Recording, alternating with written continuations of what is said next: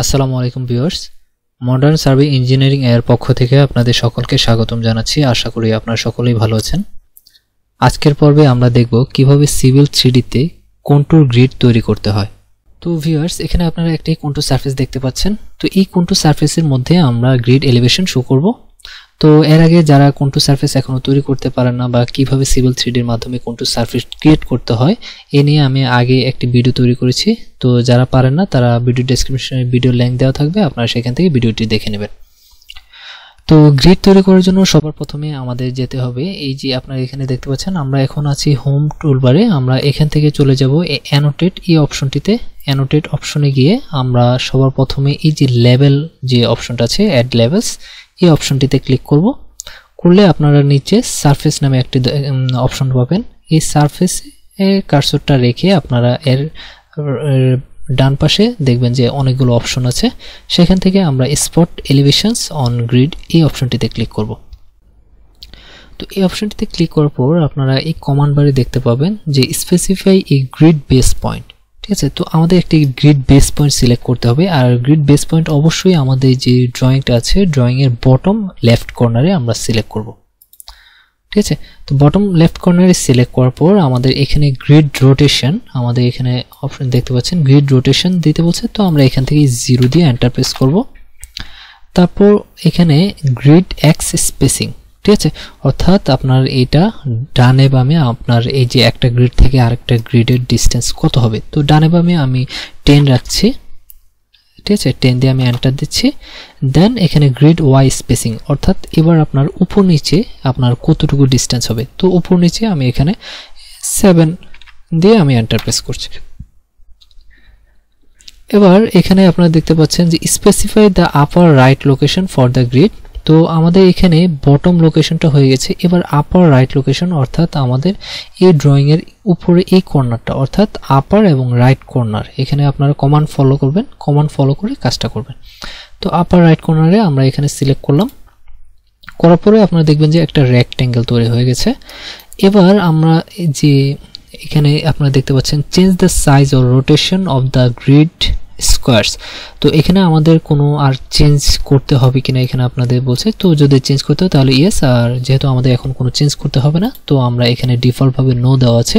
যদি নো না দেওয়া না থাকে তাহলে আপনারা এখানে এন লিখে এন্টার প্রেস করবেন। তো আমি এখানে জাস্ট এন্টার প্রেস করছি।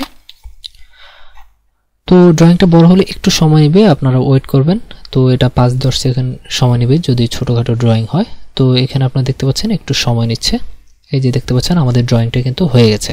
তো এখন যদি আমরা এটাকে ওপেন করি, এই যে আপনারা দেখতে পাচ্ছেন আমাদের গ্রিড কিন্তু এখানে শো হয়ে গেছে, কিন্তু এখানে গ্রিডগুলো অনেক ছোট, যার কারণে আমাদের এখানে কিন্তু এটা প্রিন্ট করলে আমাদের এটা শো হবে না। তো এর জন্য আমাদের এটাকে একটু বড় করতে হবে, এই গ্রিডের এই সাইজগুলো আমাদের বড় করতে হবে। তো এর জন্য আমরা কি করব, এই যে একটা গ্রিড পয়েন্ট সিলেক্ট করে মাউসের রাইট বাটন ক্লিক করব। দেন এখান থেকে আমরা এই যে এডিট লেভেল স্টাইল এই অপশনটিতে ক্লিক করব। এডিট লেভেল স্টাইলে ক্লিক করার পর এখানে আপনারা এই যে আপনারা একটা প্যান আইকন দেখতে পাচ্ছেন, অথবা অ্যারোতে ক্লিক করেও আপনারা এখানে চেঞ্জ করতে পারবেন। তো আমরা প্যান আইকনে ক্লিক করি, করার পরে আপনারা এই অপশনগুলো দেখতে পাবেন। তো এখানে আপনারা এই যে দেখতে পাচ্ছেন টেক্সট, তো আপনারা এখান থেকে টেক্সটের হাইটটা এখান থেকে চেঞ্জ করে দেবেন। তো আমি এখানে টেক্সটের হাইটটা 2 দেওয়া আছে, আমরা এটাকে আপাতত এখন 6 দিয়ে দেখি। ঠিক আছে, 6 দিয়ে ওকে দিলাম। তো এখান থেকে চাইলে আপনি আদার্স আরও অনেক কিছু চেঞ্জ করতে পারবেন। তো আমরা আপাতত এটাই রাখছি, রেখে দেন এখান থেকে আমরা ওকে প্রেস করব। দেন ওকে। তো একটু ওয়েট করবেন, দেখবেন যে এটা বড় হয়ে গেছে, একটু লোড নেবে। তো এই যে দেখতে পাচ্ছেন আমাদের গ্রিড কিন্তু এখানে লেখাগুলো এখন আগে থেকে একটু বড় হয়ে গেছে। তো এখন আরেকটা জিনিস, আমাদের এখন যদি আপনি চান টেক্সটগুলো পরিবর্তন করতে, ঠিক আছে, তো এখানে আমাদের লেখাগুলো ডিফল্ট ফন্ট এখানে রয়ে গেছে। তো আমি যদি এখন এই যে সবগুলো আর ফন্টগুলো যদি চেঞ্জ করতে চাই তাহলে আমি কি করব, এই যে এখান থেকে জাস্ট আমরা ডাইমেনশনটা এডিট করে দেব। ডাইমেনশনের যে টেক্সট স্টাইলটা সেখানে গিয়ে এডিট করে দিলে এটা অটোমেটিক চেঞ্জ হয়ে যাবে। এর জন্য আমরা কি করব, এই যে এখন জাস্ট কিবোর্ড থেকে ডি লিখে এন্টার প্রেস করব। দেন এখান থেকে আমরা মডিফাই ক্লিক করব। দেন টেক্সট অপশনে গিয়ে এই যে আপনার টেক্সট স্টাইল এখান থেকে এই 3 ডট এই আইকনটিতে ক্লিক করে এই যে আপনারা এখানে দেখতে পাচ্ছেন আমাদের যে ডিফল্ট যে ফন্টটা এটা সিলেক্ট করা আছে। তো এখান থেকে আমাদের ইচ্ছা মতো যে ফন্ট আছে, আপনার যে এই ফন্টটা আপনার ভালো লাগে আপনি সেই ফন্টটা দিতে পারেন। তো আমি এখান থেকে জাস্ট তাহমারটা সিলেক্ট করে দিচ্ছি ডিফল্ট হিসেবে, দেন অ্যাপ্লাই। তো একটু লোড নিচ্ছে। তো ভিউয়ার্স এটা একটু ভারী একটা সফটওয়্যার, আর যদি আপনার ডাটা অনেক বেশি হয়ে যায় তাহলে সেক্ষেত্রে একটু সময় নিতে পারে। তো আপনার এই যে আপনার এটা হয়ে গেছে, এবার অ্যাপ্লাই সেট কারেন্ট দেন ক্লোজ। এখান থেকে আমরা ওকে প্রেস করব, দেন আবার সেট কারেন্ট ক্লোজ। ঠিক আছে, তো এই যে দেখতে পাচ্ছেন আমাদের কিন্তু টেক্সটগুলো পরিবর্তন হয়ে গেছে। তো এখন টেক্সটগুলো যদি আপনি আরও সাইজ বড় ছোট করতে চান তাহলে করতে পারেন। তো আপাতত আমি এতটুকুই রাখছি।